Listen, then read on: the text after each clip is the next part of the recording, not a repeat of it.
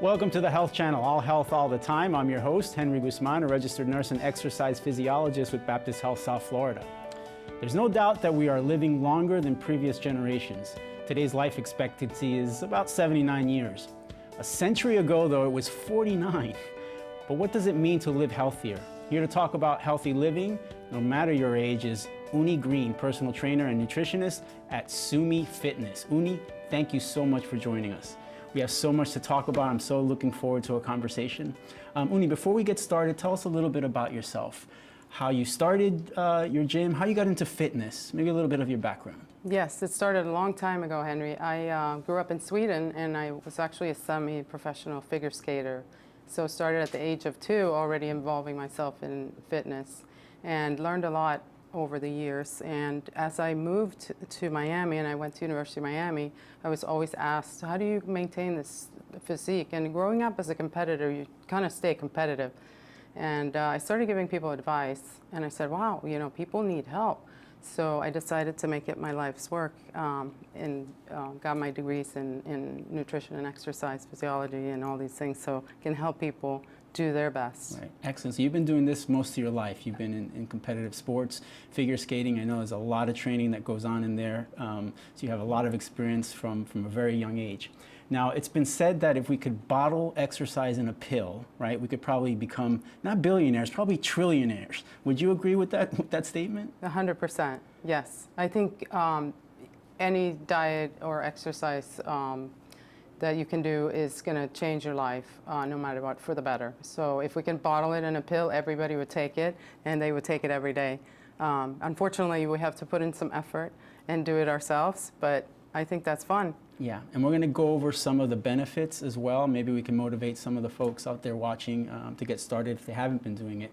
But Dr. Milton Jimenez has more on the benefits of exercise. Let's take a look. If you tell me that I only have one treatment to give you, and you will only do that treatment, I will tell you that exercise is. Wow. And mainly also because exercise have proven benefits in disease prevention and quality of life and decreased mortality. And before we get started on exercise and going over this, I just want to remind our audience that it's important to see your doctor, make sure everything's working correctly, make sure what's going on in your body you're aware of before you get started on any type of exercise routine, if you've never done it before. If you've already been doing it, you know what your body is used to. Now, I want to take a moment to let our viewers know you can call in if you have a question. The toll-free number is 855-796-4475. We would love to hear from you. We're going to focus on exercises for women, specifically for women ages 20s, 30s, 40s, 50s, and beyond.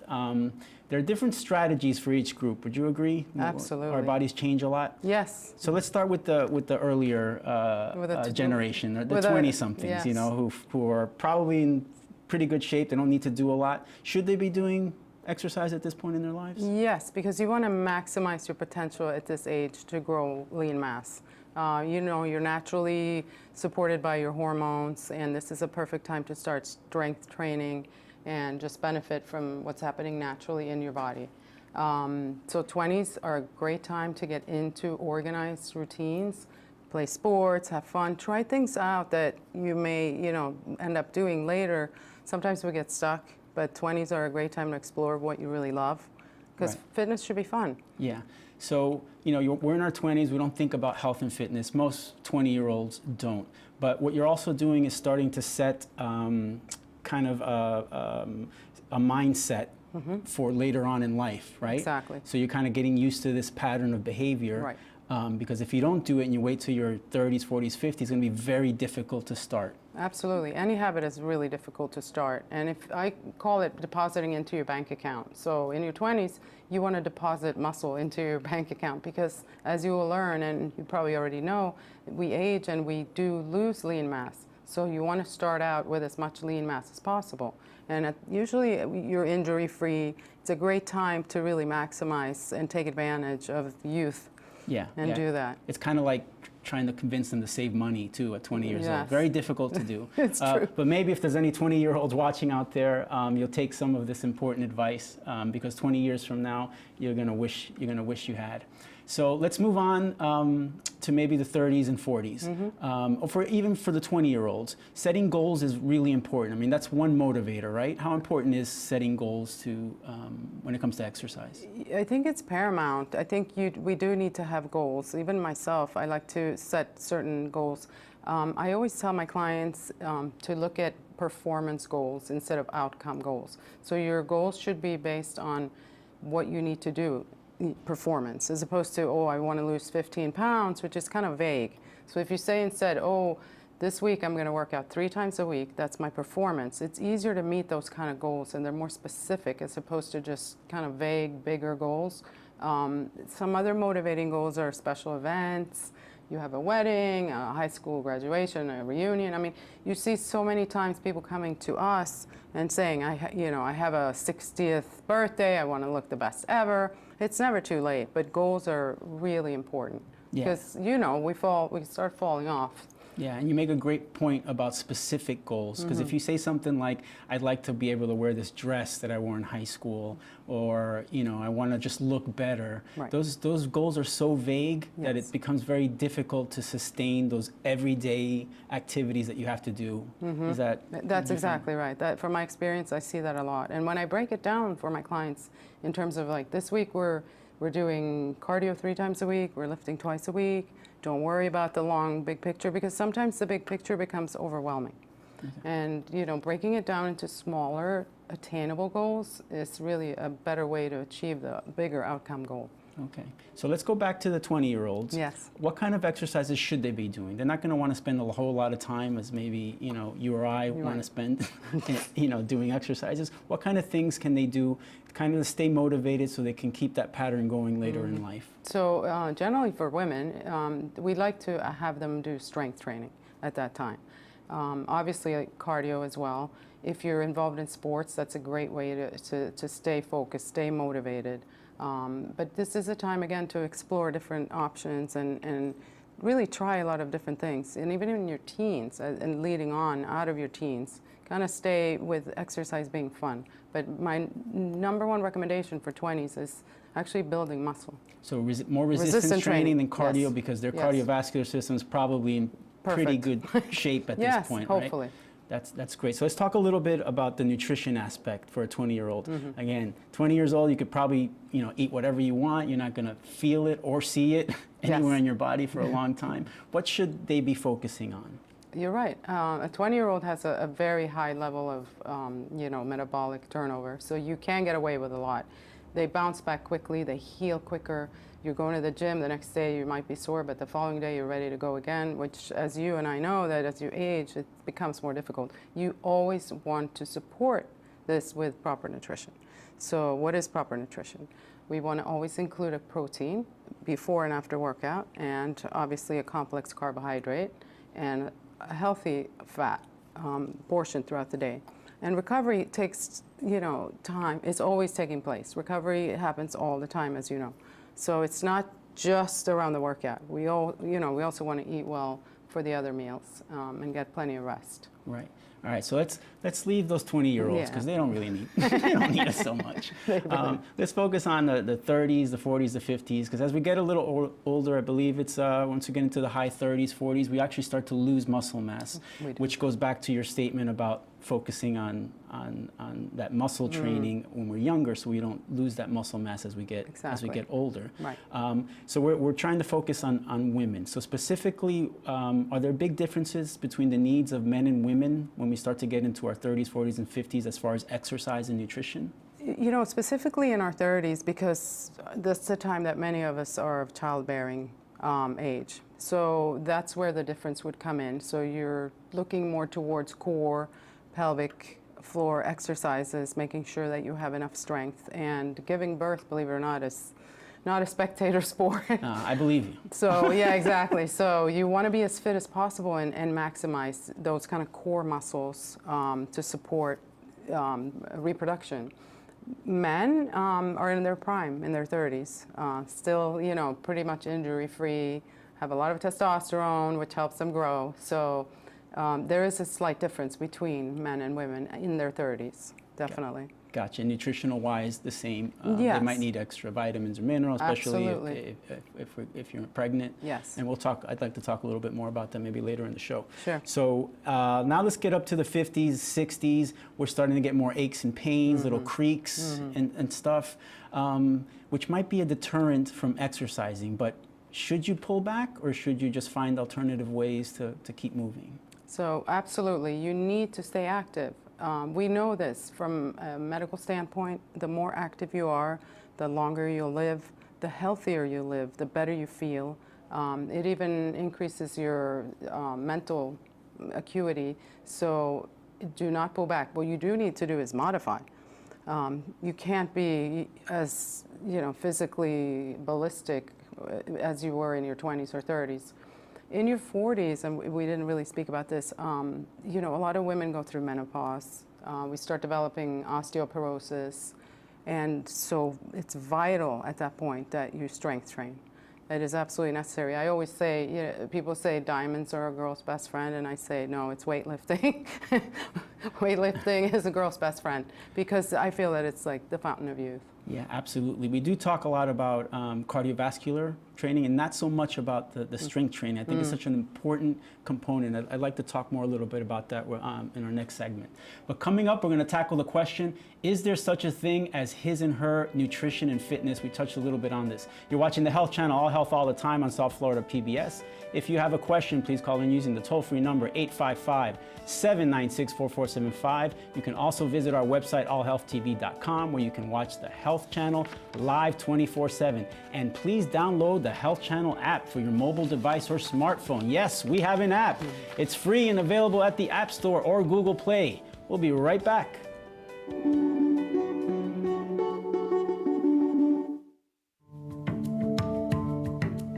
My name is Dr. Deepa Sharma, and I'm a primary care physician with Baptist Health Primary Care. I actually really enjoy the Health Channel. It's a way for physicians such as myself to deliver important information to the community and kind of close that gap of the unknown and fear that often, clouds medicine and doctors. So sometimes if a patient is interested in seeing a specialist but doesn't know much about the specialty, I can refer to the Health Channel, the website, and say, listen, there's plenty of information, it's reliable, these are board certified physicians who can provide information and kind of give you a sense of what to expect.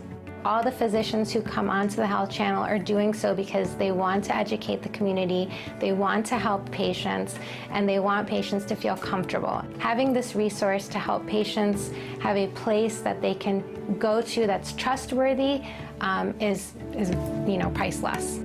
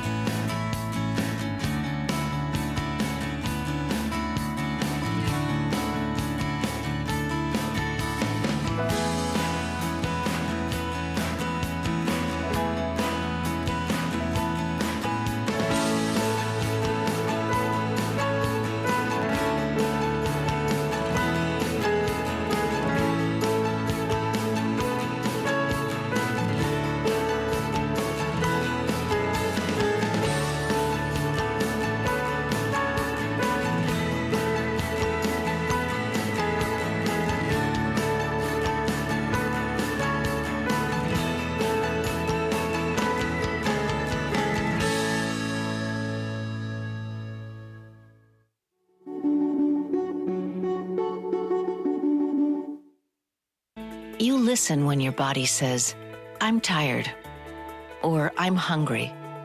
What if your body said something else might be wrong? Gynecologic cancers, cervical, ovarian, and uterine cancers have symptoms, so pay attention. If your body says something may be wrong, please listen. If it goes on for 2 weeks, see a doctor. It may be nothing, but find out, learn the symptoms, get the inside knowledge about gynecologic cancers.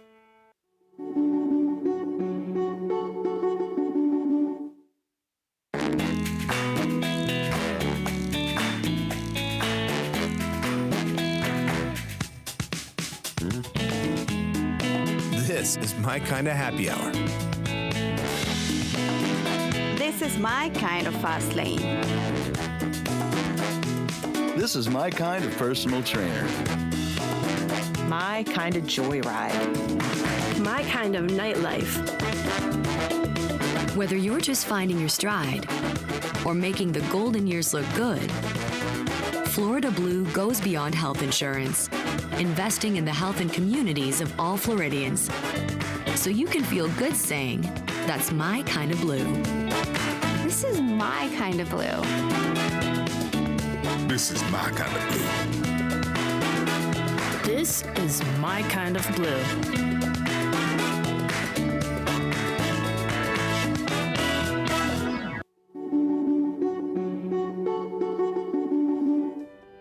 Welcome back to the Health Channel, All Health All the Time. I'm your host, Henry Guzman, a registered nurse and exercise physiologist with Baptist Health South Florida. With me is Uni Green, a personal trainer and nutritionist at Sumi Fitness. If you have a question, give us a call, toll free, 855-796-4475. We'd love to hear from you. Now, the average American does not look forward to strength training to promote bone health, and women are more likely than men to reject strength training. And that could pose health issues. Dr. Luis Rodriguez explains. Strength training is important for all of us, but when we're talking particularly about women, it becomes crucial, especially after menopause. If you think about how we use our muscles, we use our muscles for everything. We use them during our daily lives, to go to the grocery store, to carry our kids, to play with them, to do stuff around the house. The more we prepare our muscles for these activities and the more conditioned our muscles are, the better off we will be, and sometimes even prevent injuries from those daily activities. Also, after menopause, when we lose the protective effect of estrogen as the levels go down after menopause, then it becomes more important because strength training and resistance training can help maintain a healthier bone mineral density and sometimes even be a part of the treatment for osteopenia and osteoporosis. So I think resistance training for women is really important, it's critical. Yes, such an important part of training, that strength training, especially as we get older, as the doctor was explaining. We're more at risk for fractures, even just for daily living, carrying groceries, getting in and out of car. We take that for granted now. Yes. When we're younger, right? But at some point, if you don't take care of your strength, those things are going to become very hard to do. Exactly. It doesn't seem like it, but it will. Now, when it comes to working out, are men and women different, kind of like men are from Mars, women are from Venus, as far as their needs and as far as their wants? So, yeah, the needs and wants definitely don't coincide. So they should basically be training very similarly. Men tend to want to show their muscles, so we call them show muscles. So they train the upper body, the bicep, the chest to look good for a date. And often neglect their lower body, which is actually where you really need to train, because when you're training lower body as a man and as a woman, you elicit and you produce the most human growth hormone, more so than upper body. So that's a good little tip for you guys. Start working your legs. Women usually work out because they want to look better. Not so much because they want to look bigger or usually because they want to be smaller or thinner. So there are different goals there. Right. So it's interesting because you're right.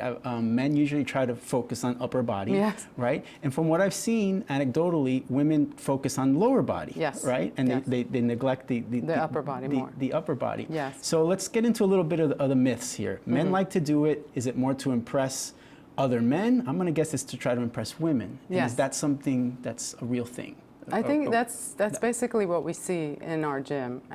You know, a lot of men, if you ask them, you know, hey, today's leg day, they're like, no, I have a date this weekend. I want to look good in a short sleeve shirt. We live in Florida, so we call them the show muscles. So definitely, usually to impress women, but also I think, you know, you look at other guys and you don't want to be the smallest guy in the room. So that goes back to another motivation. Yeah, you want to fit in and look strong and big. Right. So their motivations are a little bit different than kind of what we're talking about here in general health. There's more Yes. vanity driven Yes. than anything else. But it does look, it's a nice. It is a nice look. And, yeah. and you know what I always say? It's a great side effect that you're actually getting healthier. Absolutely. You can't go wrong Right. with that one. So as far as seeking advice, because most people think they know about exercise, they know about nutrition based on a show they saw or a neighbor who gave them some information. Are men or women more likely to seek out more factual information from exercise and nutrition? So women are definitely more prone to seek out expert advice. I would say predominantly women will hire a personal trainer, they will come to you as a nutritionist, they will drag their husband along. And a lot of men kind of feel like they can do it on their own because they grew up with sports, or it's like a different culture for guys. They kind of feel intimidated and embarrassed sometimes to ask for help. Our primary role as trainers is really safety. Absolutely. And a lot of people don't understand that. We're not there only to give you, cheerleading kind of job. It's really to make sure that you're safe. Right, right. And I'm sure when you meet with clients, you're trying to figure out things that they enjoy doing. Because, yes. You don't want to be in the gym all day. I mean, it's a nice thing to have, especially for the muscle workout. So what kind of activities do you find men prefer as opposed to women when it comes to fun things to do that they can engage in, that's going to keep them physically active and fit?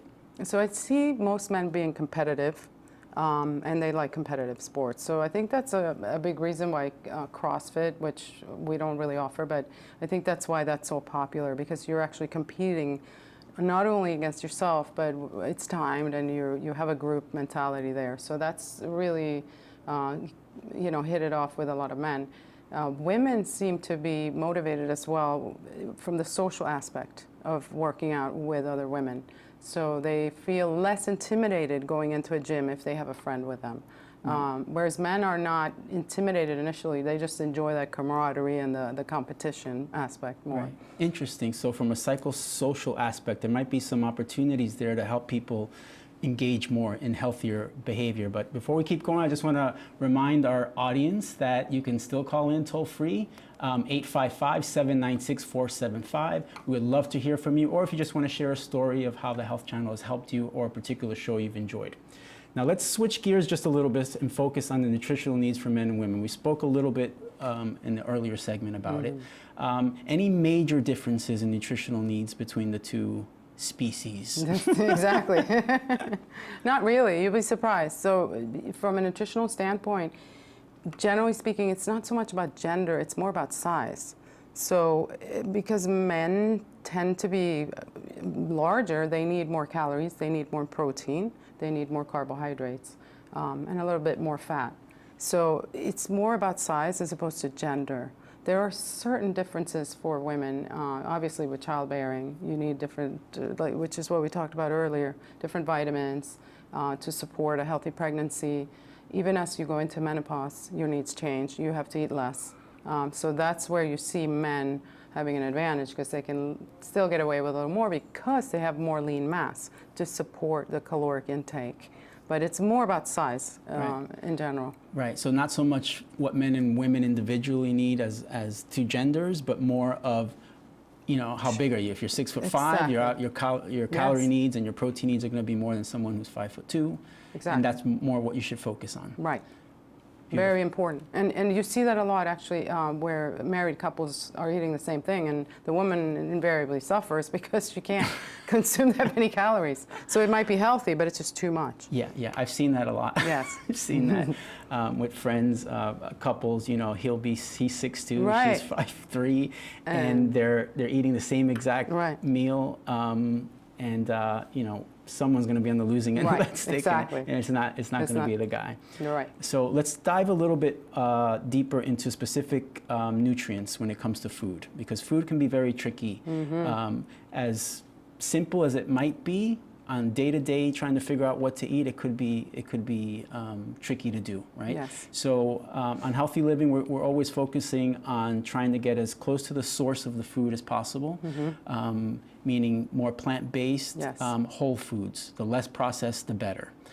How do you feel about that guidance? I agree 100%. I think if we could eat less products out of a box, fresh foods. I always say to my clients, shop the perimeter. of the supermarket. And I know that you've heard that before. And why is that? Because that's where the fresh produce is, the fresh meats, the fish.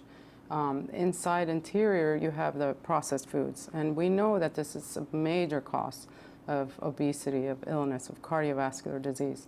So the fresher, the healthier, and the more plant-based, the better for us and also for the planet. So if you're coming to me for advice, you will always get that advice as well. Yeah. I concur 100%. Yeah. So when we talk about processed food, just so the audience is aware, can you tell us a little bit what we're talking about when we mean processed food? I mean, it sounds intuitive that we would know, but what are we talking about when we say processed foods? Absolutely. So we're talking anything that's got a long shelf life, basically. Crackers, cookies, candy, processed meats in the deli section. It's actually better to try to make your own, or if you can't, just buy the whole roasted chicken as opposed to the sliced processed chicken that's full of nitrates, loaded with preservatives. So anything that has a long shelf life is generally processed. It's broken down, it's not in its most natural state. So just from like making it crystal clear, if it came out of the earth or you fished it out of a stream, it's natural. If it's been altered in any way, it's processed. It's processed, yeah. And just to remind the audience, you don't always have to get your protein from an animal source. There's proteins. The plant kingdom provides all the protein you need as well. But don't go away, because coming up, we're going to focus on exercise and nutrition considerations for pregnancy, menopause, and beyond. You're watching the Health Channel, All Health All the Time on South Florida PBS. If you have a question, please call in using the toll-free number 855-796-4475. You can also visit our website, allhealthtv.com, where you can watch the Health Channel live 24/7. And please download the Health Channel app for your mobile device or smartphone. It's free and available at the App Store for Google Play. We'll be right back.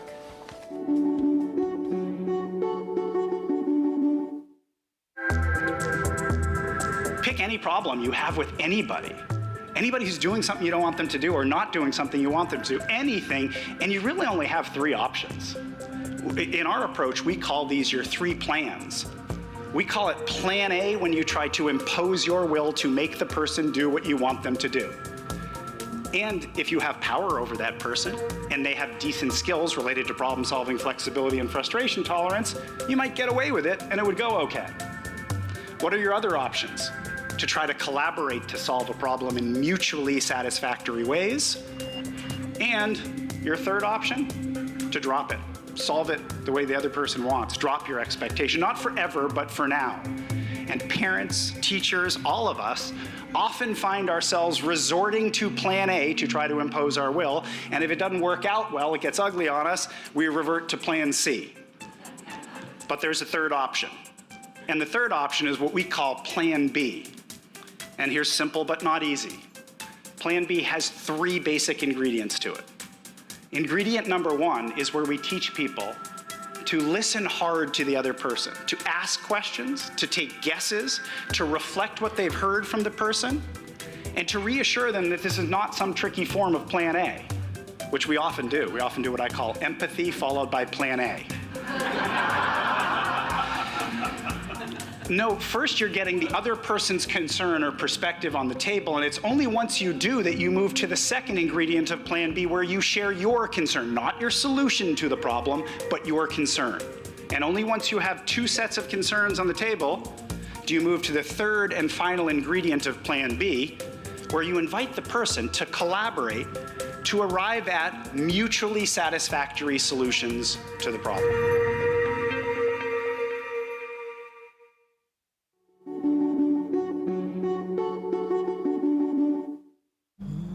Us. It's what this country is made of. But right now, our bond is framed. How do we get back to us? The Y fills the gaps and bridges our divides. Support your local Y today. Because where there's a Y, there's an us.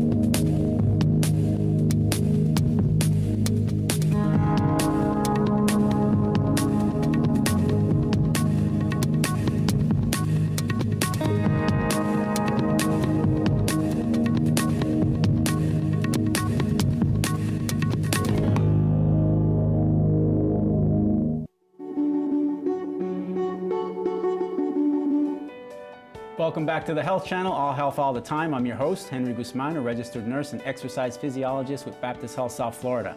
And with me is Uni Green, a personal trainer and nutritionist at SoMe Fitness. If you have a question or comment, give us a call. Toll free, 855-796-4475. Osteoporosis, and the condition that precedes it, osteopenia, aka low bone mass, is not just a problem for older adults past retirement age. It's a condition that can start for many adults in their 50s and 60s. Dr. Natalie Regalado has more. The whole idea of osteoporosis is that bones are weaker than they're supposed to be.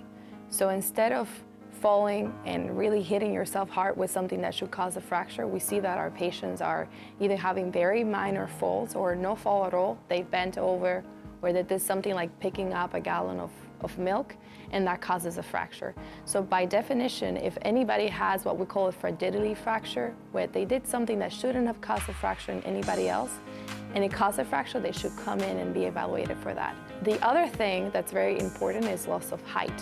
Our elderly people think, and the community in general, they think that losing height is a normal part of aging. And to a certain extent, they're right, but if you lose more than the average, that could be a sign that it's because you're having osteoporosis. And another thing is when people have what we call in the medical community kyphosis, or like people are bent over, that's not just like regular aging. That's because you're having the silent fractures in the back that are a sign of osteoporosis. So we have to take it back and think about what is it that you're trying to prevent. We know that if a patient breaks their hip because of osteoporosis, the morbidity and the mortality, the bad things that happen to the patients are horrible. So that's the end goal. We want to prevent hip fractures and all other fractures. Definitely, even if people don't have symptoms, women after usually 65 and men after 70, 75, depending which guideline you follow, they should be assessed for osteoporosis, even if they have no signs or symptoms, because we're trying to get ahead of the game. We're trying to prevent the fracture. Yeah, again, something we don't think about because it doesn't usually affect us later in life, but so much we can do now to prevent that from happening in the future. But with your clients who do maybe have already the condition, what are some precautions you take with them? How do you start somebody off who's already starting off with some bone loss? Absolutely, very important, because you want to prevent a fall. So you always make sure that they have a stable surface to work out. You can either put them in a chair to work out directly in a chair, or you can actually have them standing, holding on to something, because your primary thing is not to have them fall. You want to strengthen the hip girdle, we call it, so that the muscle is supporting the bones. Core work, all those things are critical for that age. We want to work on your balance, your gait, your range of motion, to prevent any falling or any fractures. Right. So there are, lots of considerations to think about. We've got a nice graphic here. Let's go over some of these. So you mentioned a lot of these: fracture risks, muscle strength. So what we're trying to do with this population is to strengthen the muscle, and the only way that's going to happen is if you stress it out more than what it's used to. And that's the tricky part, right? Yes. When it comes to this. But you can still get away with a modest amount of resistance training, even if you have osteoporosis. And it's really important because it actually helps reverse some of the osteoporosis if you do weight-bearing exercise, as you know. Yep. And then supporting it with a diet to make sure that you are getting enough calcium. Yeah. And we saw gait and balance up there, which are so important. So although you can strengthen these muscles, right? Yeah. If your balance is a little off or your gait's a little off, that could be a problem too. It could be catastrophic. So how do you? So we work on balance training. It's simple things like even standing on one foot is really challenging for that population. So it doesn't have to be fancy things. If you're able to, you can use tools such as the BOSU, balls, balance boards. But always being cautious to make sure that your client is holding on until they feel comfortable enough to do it unsupported. But all those factors tie in together, so you have to work from every angle. Right. And let's talk a little bit about gait. You mentioned balance. Now, gait is basically how they're walking. The function of how you're walking is, so some people walk with a limp because they might have pain or they might have an old injury, so there's an imbalance. So what we try to address there is balance. So you do unilateral, meaning one-legged exercises to make sure that you're equal in strength on both sides of your body. Since we have 2 arms and 2 legs, you have to train them unilaterally, meaning independently, so that you know that one is not taking over for the other. And that's how you can correct the gait. Right. Simple things. Right. So I've noticed something in the older population. You probably noticed this as well. Our older population tends to be a little bit more tentative when they walk. They're actually looking down and they kind of maybe shuffle a little bit. Is this happening because of loss of strength? Is it because of balance? Is it gait? Is it all of them? All of them. It's all of them, and it's all combined, and it makes it really debilitating for them. And also fear. Fear plays a huge role in that, where you see them looking down because they're making sure there are no obstacles in the way. Because if they fall, again, it can be catastrophic. Yeah, and ironically, if you're looking down, you're actually making yourself more at risk. Yes. Exactly. Of a fall or something. So I guess that's something you also teach. We do work on that. So posture is very important. I start early on with my clients in their 40s, always making sure that they have proper posture when they're working out, because you're training your physique to assume the right posture. If you're always doing it wrong, it's muscle memory. So you start stooping forward. And as a society, we are kind of stooped forward all the time because we're texting, we're driving, we're doing things looking down. So we're trying to open the chest and making sure that we have strong back muscles to support that. Right. So let's just use an example. We have a woman who's maybe in her mid-70s, relatively healthy, and she trips and falls and fractures a bone somewhere in her lower body.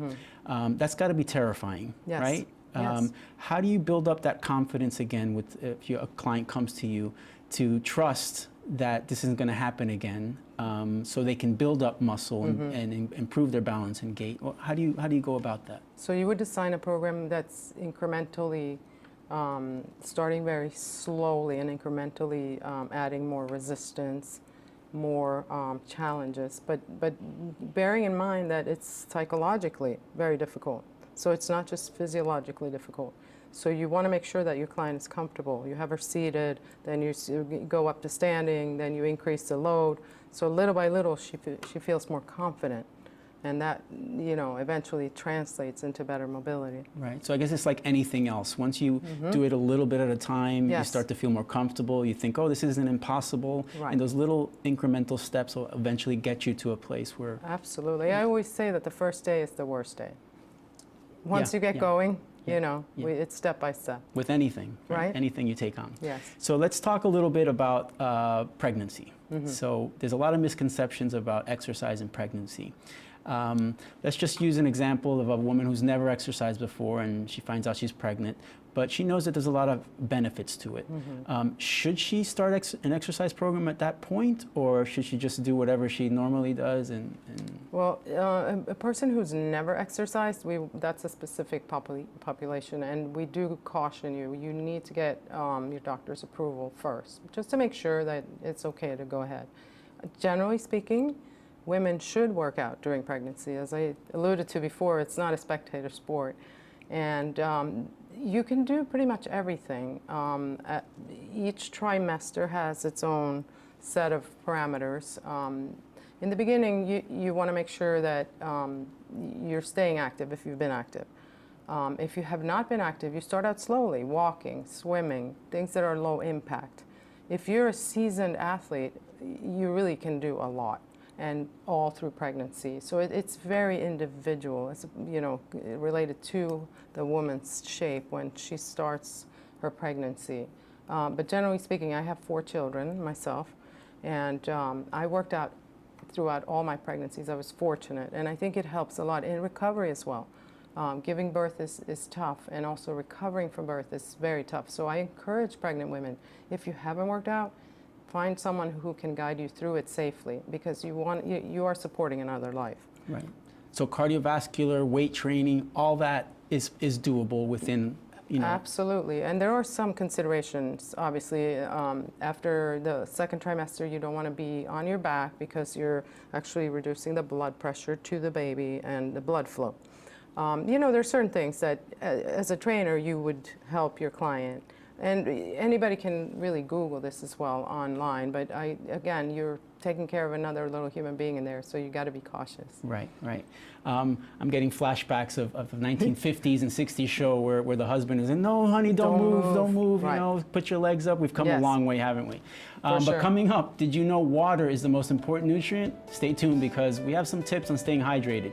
You're watching the Health Channel, All Health All the Time on South Florida PBS. If you have a question, please call in using the toll-free number 855-796-4475. You can also visit our website, allhealthtv.com, where you can watch the Health Channel live 24/7, and please download the Health Channel app for your mobile device or smartphone. It's free and available at the App Store or Google Play. We'll be right back.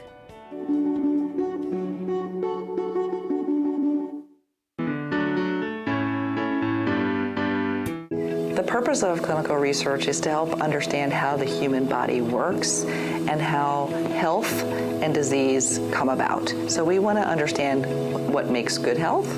I think women's participation in clinical trials is extremely important because we have an entirely different set of issues, whatever body system you're working with, it's different from a man and from a child. So there are certainly differences there that we need to understand and focus and realize that are specific to women. Science has shown and taught us that men and women are different in a variety of ways beyond the obvious differences. Our organs are different, our level of our hormones are different, we respond to treatments and medications differently.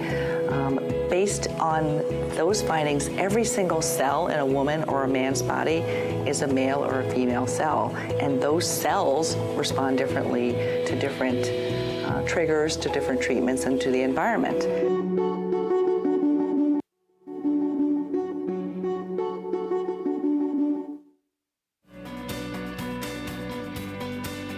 As a healthcare professional, a huge part of taking care of patients is educating them. And this actually gives me a great platform to reach a lot more people, so it's very exciting to be able to do that. Now, we have so many options when it comes to sunscreens out there. You go, Sometimes too many. Yes. We have so many experts on the show. Each one of them brings something unique and special to the show and what they're sharing with the audience in general. So I'm actually absorbing a lot of that information as well. How important is having that relationship with the primary care provider? The stuff that's out there now is very, I like to call bubble gum programming, where there's no thinking involved. And this program actually helps you take in some education, some knowledge, and maybe learn something, and maybe even prevent something from happening health-wise.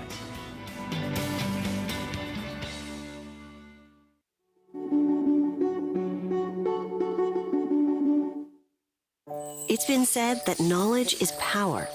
So know that ovarian cancer has warning signs. Some may be subtle, but knowing them gives you more power to find this cancer early, when treatment works best.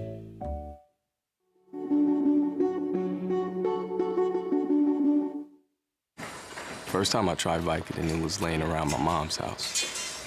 And then I kept taking them whenever I could get them. I didn't know they'd be this addictive. I didn't know how far I'd go to get more.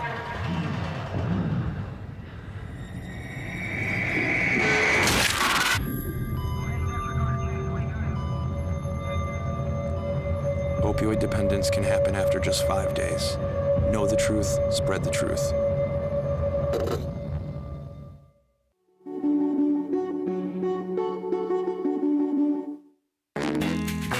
This is my kind of happy hour.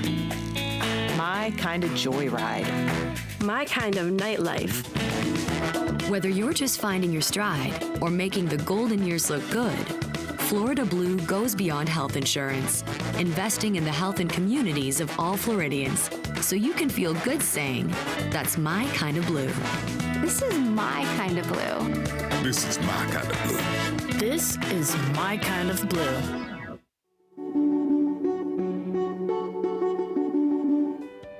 Welcome back to the Health Channel, All Health All the Time. I'm your host, Henry Guzman, a registered nurse and exercise physiologist with Baptist Health South Florida. With me is Uni Green, a personal trainer and nutritionist at Somi Fitness. If you have a question or a comment, give us a call, toll free, 855-796-4775. Now, staying hydrated is so important. It maintains our energy, it hydrates us. Now, is it true? One of these myths again. Is it true that once you're thirsty, it means you're already dehydrated? Is that just kind of this myth thing, or is there some validity to it? There is validity, absolutely. It's true. We say that. I deal with a lot of athletes that do their sport outside. And I tell them, especially in this climate, that once you're thirsty, it's already too late, kind of. You have to hydrate before your event. And even if your event is walking the dog, you have to hydrate before, because thirst is a powerful signal, but it's already indicating that you are already dehydrated. Yeah, absolutely, and it makes sense. Let's watch registered dietitian Natalie Castro talk about the importance of water. Water is one of those topics that can be very controversial because we keep hearing how much should we have. We used to have that recommendation where it was 8 cups of water throughout the day. 1 cup is 8 ounces. It's about 64 ounces of water. So that sounded really good, but there's so many factors that can play into it. A person's height and weight, male or female, if they exercise a lot, or if they're in South Florida versus up north somewhere. 8 cups of water per day at least gives you a goal, something to reach for. How much you should be having, you really should be listening to your body as to how thirsty you are. So there can be concerns of over drinking water. Chances are that's not what typically happens. A lot of people tend to underdrink. A good way to check your hydration levels is actually to see how often you're going to the bathroom and actually the color of your urine. So if it's a pale yellow, that would be a healthy urine that will indicate a good hydration status. So if it has a very dark color, then that indicates dehydration. Sparkling water can also be an option for those who are trying to transition into drinking more water, just making sure it doesn't have any added sugars or added flavors. If you're currently drinking a lot of sodas, juices, teas, for example, throughout the day, you want to try to at least replace one of those with plain water and then trying to increase how much you go from there. Those are all great tips. And I know when it comes to water, they push a lot of 8 cups, 8 glasses a day. I want to talk a little bit more about that specifically, because that's just a general number that people give out, and I've seen people walking around with like gallons of water, which there could be detrimental. And I want to talk about over drinking of water too. But we actually have a caller. We have Robert from Miami. Robert, welcome to the show. Hey, how you doing, guys? I got a quick question. I'm 51 and I eat well. I do everything. I do my cardio 45 minutes a day and everything, and I have this hip fat on my side. The love muffins, and I just can't get rid of them for some reason. They're there. I lost some, but they just don't go. Do you have any tips, Uni, to help me out in that? Uni? So you're talking about the love handles? That's a really common area for men to store fat. And at 51, a lot of that could be skin as well. Your diet has to be on point, and at your age, it's really on point. 99% of the time has to be. Spot reduction is really difficult. So general fat loss, if you're thin everywhere else, then you might have to just accept the fact that you have love handles, a little bit of love handles. A lot of times we see pictures in the media and it's misleading. They've been retouched, they're not accurate. Most men at your age would have some type of fat in that section. So congratulations for having that as your only issue. And Robert, I'd throw in there as well, you may want to get your body fat checked. There's all different types of methods to do it. The gold method, I think, is still the underwater weighing. But that'll give you an idea of your body fat specifically. And from a health perspective, it'll give you a better idea of where you are. So if there is a little bit of fat there that, and that's a relative thing too, because other people might see you and they think, there's nothing there. What are you talking about? So Robert, thank you so much for calling. So let's go back to water a little bit. It is actually possible to overdrink, right? Yes. There are certain electrolytes that we need, and Yes. if you overdrink, you're actually diluting those electrolytes, which can affect your heart and other organs. Yes, it's counterintuitive. So you can develop something called hyponatremia, which is detrimental. You're literally putting too much water into the bloodstream and diluting the blood too much, and it can be critical. It's not as common, obviously, thankfully, as dehydration. So we concern ourselves more with people being dehydrated. And I want to state that a 2% rate of dehydration means a 15% decrease in performance. So if you're an athlete, that's quite a big decrease in your performance. So it's really critical to be hydrated. But again, you're right. You don't want to overdo it. You have to look at the color of your urine, as the graphic said. Yeah. And if you're constantly going to the bathroom, and if you're drinking too much, you start feeling sluggish. You start feeling that hyponatremia setting in. You can actually lose consciousness, and it's dangerous. Yeah. So as good as water is, and we're made up of something like 70% of our bodies are water, a lot of time office workers who don't work out a lot, they're not really sweating, they're indoors, and they've got a big jug of water, and they've heard that this is a healthy thing, so they force all this water down. So just be careful about how much water you're taking in. Remember some of the tips that Natalie just gave, and that Umi just gave us about water. Again, it's a rare thing to be overly hydrated, but it can happen, and the bottom line is you potentially don't need that much water. You don't have to be worrying about it so much. That is true. Yeah. So let's talk a little bit about sports drinks. They're a billion-dollar industry, right? Yes. Tell us about sports drinks, how they play into an overall healthy diet. Do we need them? What is their purpose? There is a purpose for them. I feel that a lot of times people think they need them and they don't. Unless you're out on a football field at, Miami noon, 85 degrees and sweating copious amounts, where you're losing a lot of those electrolytes, you don't need them. What I do like is that now they've come out with no sugar versions. So finally they're catching on to the fact that we don't need sugar in our sports drinks because they're as bad as sodas, and you definitely don't need that. It's a small amount of people who actually do need sports drinks. And I see it all the time, people drinking them for no reason, and it's just added calories that you don't need, added coloring, preservatives, calories, sugar that you don't need. So I prefer water for hydration. I actually train and deal with boxers, and nobody becomes more dehydrated than them. Professional boxers sweat out something like 7 pounds of water during a match, and we hydrate them with water. Right. Rehydrate them with water. Yeah. And just to keep in mind, a lot of the athletes out there are drinking some of these drinks because they're losing so much sodium and fluid. Exactly. If you're not an elite athlete, you do not need that much sugar in your diet. But as we close out the hour, I want to share with you one of my favorite quotes. Our greatest weakness lies in giving up. The most certain way to succeed is always to try just one more time, and that was good old Thomas Edison. Please share your favorite quote with us, and we will put it on the air, I promise. Uni, thank you so much for joining us. It's been a pleasure. That does it for us this hour. Please be sure to join us next time on the Health Channel, All Health All the Time on South Florida PBS. Follow us on Facebook and Twitter at All Health TV, where you can get health tips from our experts and see what's coming up on the Health Channel. You can also visit our website, allhealthtv.com, where you can watch the Health Channel live 24/7. And please download that Health Channel app for your mobile device or smartphone. It's free and available at the App Store or Google Play. I'm Henry Guzman. I'll see you next time.